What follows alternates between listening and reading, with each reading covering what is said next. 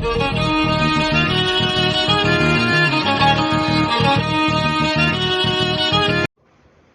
दोस्तों, कैसे हैं। मोर नॉलेज में आपका स्वागत है। और आज हम आपको बताने जा रहे हैं कि पितृपक्ष की जो अमावस की तिथि आ रही है, इसका क्या महत्व है और इसकी क्या खास बातें हैं। तो सब लोग बहुत ध्यान से सुनिए कि हम इसे क्यों मनाते हैं, क्या महत्व होता है।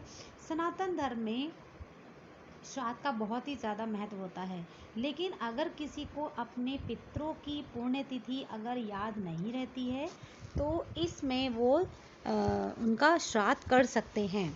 किसी भी स्थिति में अगर कुछ ऐसा है, आपको याद नहीं है कि कब कैसे हुआ क्या हुआ, तो ये एक ऐसी तिथि होती है जिसमें हम क्या करते हैं कि अपने सारे पितरों का श्राद्ध कर देते हैं। चाहे उनका एकादशी पड़ रही है, द्वादशी, त्रयोदशी पड़ रही है, पहला दूसरा, यानी कि 15 दिन जो हमारे हिंदी कैलेंडर के अनुसार होते हैं, उनमें अगर कोई भी दिन उनका श्राद्ध का है जो हमें नहीं मालूम, तो इस दिन हम उसे कर सकते हैं। तो देखिए इसका क्या महत्व है कि अगर तिथि याद नहीं रहती है तो इस तिथि में सर्वपितृ श्राद्ध जो है अमावस्या के दिन उन पितरों का श्राद्ध किया जा सकता है। और मान्यता ये है कि इस दिन श्राद्ध किए जाने से पितरों की आत्मा जो होती है बहुत शांत हो जाती है, उनको शांति मिलती है। तो आइए जानते हैं कि इसमें हमें क्या करना होता है। सर्वपितृ श्राद्ध अमावस्या का जो महत्व होता है वो बहुत ही महत्व है और इसकी तिथि बहुत खास होती है। शास्त्रों के अनुसार अश्विन माह श्री कृष्ण का जो पक्ष होता है, उसकी कृष्ण पक्ष की अमावस्या तिथि को सर्वपितृ श्राद्ध तिथि कहा जाता है। सर्वपितृ यानी कि सारे पितरों का श्राद्ध हम कर सकते हैं। इस दिन भूले बिसरे पितरों की आत्मा की शांति के लिए श्राद्ध किया जाता है। कहते हैं कि इस दिन पूरे मन से, विधि से, विधान से अगर हम पितरों की आत्मा की शांति के लिए श्राद्ध करते हैं तो वो न केवल हमारे पितरों की आत्मा शांत करती है, बल्कि जिन जो भी लोग करते हैं या हम आप लोग करते हैं, और आप लोगों को वो आशीर्वाद भी देकर जाते हैं। उन जो लोग पितरों की शांति करते हैं उनके घर पर उनका आशीर्वाद बना रहता है, जिससे कि सुख और शांति बनी रहती है। परिवार के सदस्यों की सेहत अच्छी होती है और जीवन काल में जो भी परेशानी हो रही होगी वो सारी खत्म हो जाती हैं। किसी भी परेशानी का हमें सामना नहीं करना पड़ेगा दोस्तों, अगर हम पितरों को शांत करते रहेंगे।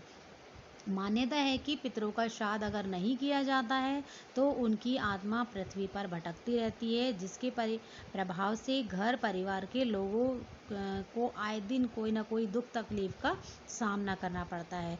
इसलिए बहुत ज़रूरी है कि अगर आप पितरों की पुण्यतिथि भूल चुके हैं तो इस तिथि पर उनका श्राद्ध कर दें। अदरवाइज़ या इसके अलावा ध्यान रखिए कि इस दिन चाहकर भी क्रोध ना करें, किसी दूसरे शहर की यात्रा ना करें अगर पॉसिबल है।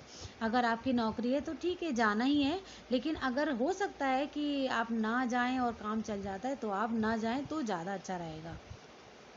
इस दिन आप कहीं भी ना जाएं और किसी दूसरे शहर की यात्रा ना करें। यूँ तो पूरे पितृपक्ष हमें तेल लगाना ही नहीं चाहिए, ऐसा बोला गया है, लेकिन अगर आप लगाते हैं तो कम से कम एक दिन आप ऐसा रख लीजिए कि इस दिन हम तेल ना लगाएं।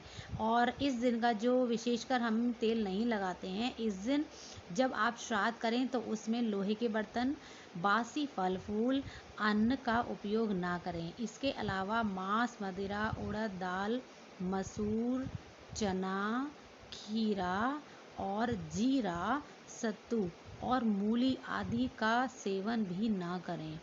दोस्तों यह पूर्ण वर्जित माना गया है। दोस्तों कुछ जानकारी ऐसी होती हैं कि जो सब लोगों को नहीं होती और हम भूलवश कुछ ऐसा काम कर देते हैं जिससे कि हमें खुद पता नहीं चलता। हम अपने माइंड में रहते हैं कि हमने सही किया है, लेकिन कहीं ना कहीं हम कोई गलती कर बैठते हैं और कहीं ना कहीं हमारे जो पितृ हैं उनको बुरा लग जाता है। पितृ जो हैं देखिए वो जा चुके हैं, इस धरती पर, हो सकता है उन्होंने कहीं जन्म भी ले लिया हो, तो उनका हमसे सिर्फ इतना, वो हमें जानते नहीं है लेकिन सिर्फ इतना कनेक्शन होता है, हमें दो ही चीज़ें देते हैं। अगर उनकी आत्मा शांत होंगी तो हमें आशीर्वाद देंगे, और अगर नहीं होंगी तो आप जानते हैं कि अगर कोई चीज़ परेशान होती है या कोई परेशान होता है और हम ही परेशान होते हैं, तो क्या हम किसी को ब्लेसिंग्स, कोई आशीर्वाद देने की स्थिति में होते हैं? नहीं होते। तो इसी तरीके से हमें कोई आशीर्वाद नहीं मिलता, वो बेचारे परेशान, भूखे प्यासे, देखो अगर हमें कोई परेशानी होती है तो हम किसी ना किसी से कह देते हैं, लेकिन उनकी स्थिति ऐसी होती है कि वो हमसे कह भी नहीं पाते, बोल भी नहीं पाते, तो इसलिए हमें उनका खास कर ध्यान रखना पड़ता है। जैसे हम छोटे छोटे बच्चों का रखते हैं, बच्चे बोल नहीं पाते, कुछ नहीं कर पाते छोटे छोटे, तो माँ उनको हर तरीके से वो सारी चीज़ें देती है कि मेरा बच्चा बस रोए नहीं, लेकिन रो के भी माँ को पता चल जाता है। लेकिन अगर हमने कोई गलती कर दी तो हमारे पितर को तो पता चल जाएगा, हमें पता ही नहीं चलेगा, किसी भी माध्यम से वो हमें बताने लायक नहीं है और हम समझने लायक नहीं है। इसलिए दोस्तों बहुत ध्यान से रहना चाहिए, क्योंकि आजकल सुनाई में आ रहा है कि दो दोष सबसे ज़्यादा 99% कह सकते हैं, 1% का वाद है कि इस समय जो लोग ज़्यादा परेशान हैं वो सिर्फ दो दोषों से परेशान है। एक होता है काल सर्प दोष और एक होता है पितृदोष। पितृदोष का यही होता है कि हम कहीं ना कहीं उनका श्राद्ध करना भूल जाते हैं, गलत तरीके से करते हैं, या हमारे कोई पूर्वज मर जाते हैं, या पेरेंट्स वगैरह जो ग्रैंड पेरेंट्स वगैरह हैं कुछ भी मर जाते हैं। आजकल लोग अपनी सहूलियत के हिसाब से काम करते हैं, उनको टाइम नहीं है, वो पूरा जो साल की बरसी होती है उसको नहीं करते, पूरे साल पंडित खिलाते हैं उसको नहीं खिलाते। आजकल जो अपनी कन्वीनियंस बढ़ गई है दोस्तों, इससे आप सुविधा तो हो जाती है रहने में, लेकिन कहीं ना कहीं ये हमारी सारी परेशानियों को न्योता दे देता है। तो इसलिए हमें अपनी धर्म संस्कृति के हिसाब से चलना चाहिए। अगर आप धर्म संस्कृति के हिसाब से चलेंगे तो अच्छा रहेगा, सबका आशीर्वाद मिलता रहेगा, वरना जितनी दुनिया में परेशानी है इसमें बहुत अधिक हाथ इसका भी है कि कुछ गलत करते हैं और कुछ हमारा जाने अनजाने में हम गलत करें, क्योंकि संस्कृति नहीं मान रहे, और हमारे देश की संस्कृति पूरी दुनिया मान रही है। पाश्चात्य जिसको हम अपना रहे हैं वो लोग हमारी संस्कृति मान रहे हैं। तो आप सब लोगों से हाथ जोड़कर निवेदन है कि अपनी संस्कृति पर अड़े रहिएगा, क्योंकि ये सब हमारी भलाई के लिए हैं। और ऐसे ही आप नए नए वीडियोस देखने के लिए बताइए आपको कौन सा वीडियो पसंद आता है या किस प्रकार का आप सुनना चाहते हैं, वो हम जल्द से जल्द और नई वीडियोस लाएंगे, अपनी तरफ से भी लाएंगे। अगर आपकी स्पेशल डिमांड है तो वो भी बताइएगा।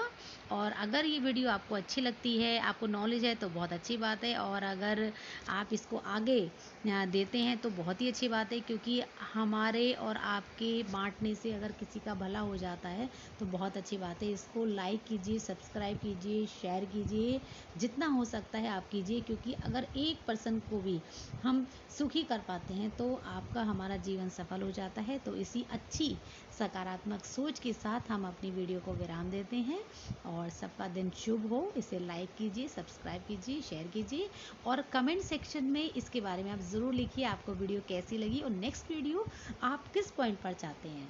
तो धन्यवाद दोस्तों।